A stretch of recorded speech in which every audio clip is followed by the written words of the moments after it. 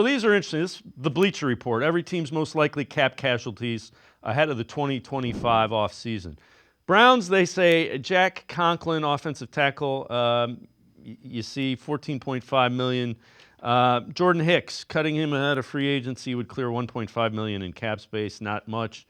Hicks will turn 33 ahead of the season, missed all 5 games.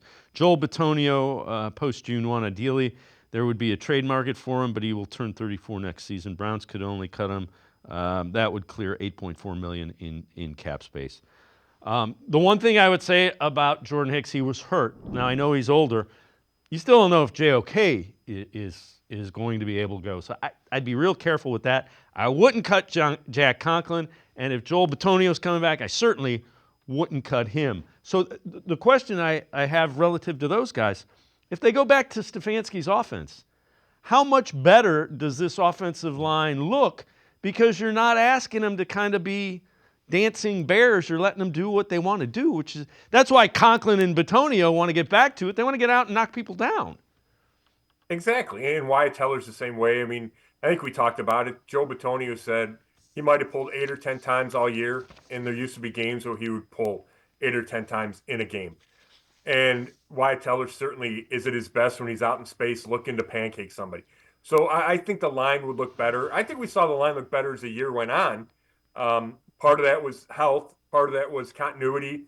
Part of it was Deshaun Watson not making the line look worse when he was in the pocket. Part of it was you get Nick Chubb back a little bit, and then you get a healthier Jerome Ford. So I do think a switch in system and a switch in emphasizing the run would benefit all those guys up front. Now, they are getting older. You can't ignore that. I don't know. I don't expect them to be the same line they were in 2020. But if you draft a left tackle, then you get younger at that spot. You also have DeJuan Jones, so he helps you get younger. But I think there's a way to kind of get younger while you keep this core together. And looking at that list, they're not going to trade or cut Joe Bitonio.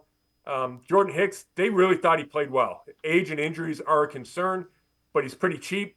So I don't know if they need to cut him. I don't think the 1.5 is going to make a huge difference. And Jack Conklin's an interesting one because the money, it's a lot of money. But he's also, even if you cut him, or trade him, you'd have to pay him a bunch of money because there's dead cap. So is it worth taking the dead cap when you could just pay him and he'd be really good on your roster? Maybe the best way to go is restructuring his contract, and that would work for both sides. Yeah, and the other thing is, we had Jack Duffin on who studies the cap for the Orange and Brown Report. His thing is the national media is overplaying, especially this year, how cash-strapped they'll be. They should be able to go out and spend some money in free agency. So, again, he's really good with that. We'll see. But it's not the gloom and doom that the national people are saying relative to the Deshaun Watson contract.